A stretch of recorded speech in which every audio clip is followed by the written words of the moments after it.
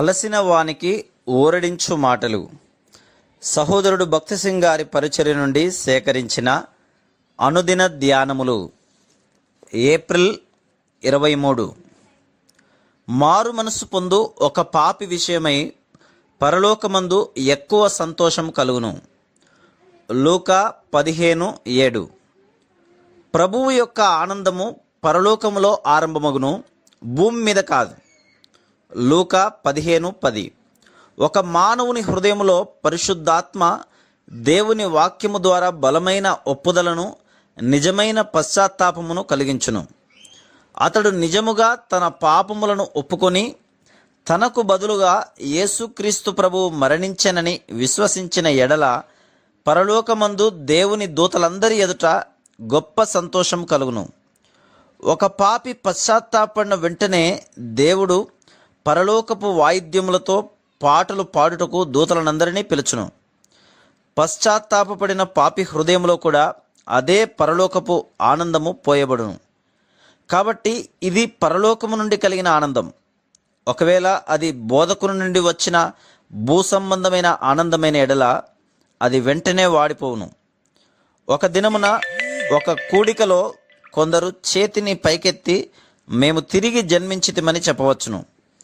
ఆ తర్వాతి దినము ఒక కష్టతరమైన విషయంలో వారు మనసు నొప్పించుకుందరు గాని పరలోకము నుండి ఒక వ్యక్తిలోనికి వచ్చిన సంతోషం ఎన్నటికీ వాడిపోదు.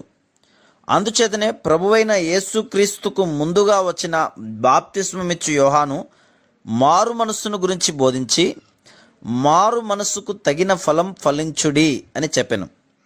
యేసు ప్రభువు పరలోక రాజ్యము సమీపించి ఉన్నది గనుక మారు మనస్సు పొందుడి అని చెప్పుచూ ప్రకటించెను. మత్తయి 4:17. బాప్తిస్మమిచ్చు యోహాను, యేసుక్రీస్తు ప్రభు ఇద్దరు కూడా పరిశుద్ధాత్మచే నింపబడటను గురించి బోధించిరి.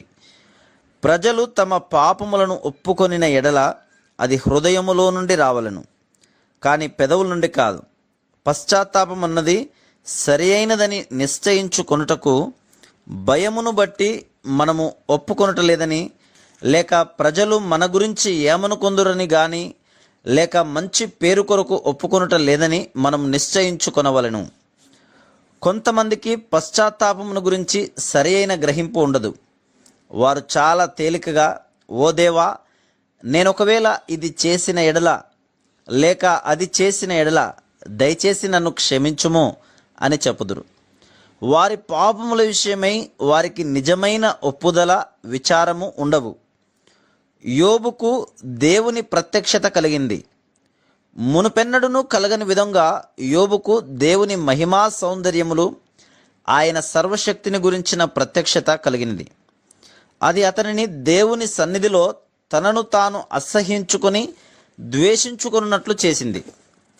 మనము లూకా 5:8లో సీమోను పేతురు యేసు మోకాళ్ళ ఎదుట సాగిలపడి, ప్రభువా, నన్ను విడిచిపొమ్ము, నేను పాపాత్ముడను అని చెప్పెను.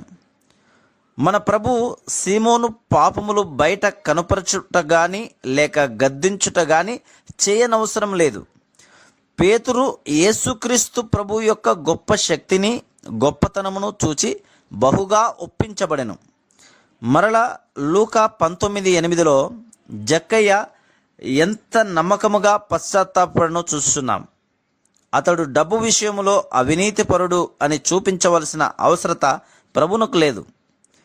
ప్రభువు యొక్క సన్నిధియే అతనిలో నిజమైన పశ్చాత్తాపమును, హృదయములో మార్పును తీసుకొని వచ్చింది. అందుచేతనే అతడు, ఇదిగో ప్రభువా, నా ఆస్తిలో సగము బీదలకిచ్చుచున్నాను. నేనెవని యొద్దనైనను అన్యాయముగా దేనినైనను తీసుకున్న ఎడల అతనికి 4 అంతలు మరలా చెల్లింతును అని ప్రభువుతో చెప్పెను. నిజమైన పశ్చాత్తాపము ద్వారా ఏ విధంగా పరలోకము నుండి సంతోషము మనకు కలుగునో చూస్తున్నాము. ఎవరైతే నిజముగా పశ్చాత్తాపపడుదురో వారి హృదయములలో కూడా ఇట్టి సంతోషము కుమ్మరించబడును. Praise the lord.